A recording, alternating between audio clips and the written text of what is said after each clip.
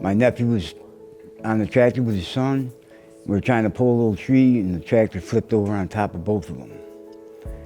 And I had no phone, so I started hollering and screaming to let people know, and I was running to my house because the only thing I could imagine is to get a jack. And on my way to the garage to get the jack, I ran into his wife, which is Rachel, and my sister, Vicky, is the one that actually called 911. I went to the tractor, assessed both boys. Alva was struggling to breathe, and eventually I lost his pulse. I did try to give him breaths, but his lungs were not able to expand. So I focused more on Declan.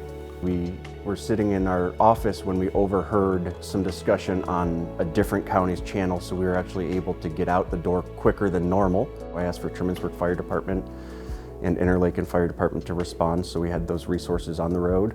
I knew that we had 2 patients, so I asked for 2 helicopters to get dispatched. When we arrived on the scene, Joel drove right out into the field where this tractor was. I had looked down and I could see Elva underneath. Rachel was with her son. Mike initially went straight to the patients in the tractor. At that point, I had kind of taken the bigger picture to figure out what we needed for once they're freed. I then went up to Rachel, and she was not just in mother mode, but she was also in rescue mode, trying to help her son. And I had handed her an oxygen bottle and a non-rebreather, and she instantly knew what to do with that. At some point, we got it up high enough, and I believe Rachel was able to pull her son out. We jacked it up even higher. I ran around to the side. At some point, a state trooper showed up, and he assisted me in pulling Alva out. Declan is doing great. He did break his leg in 2 places, but healed up beautifully.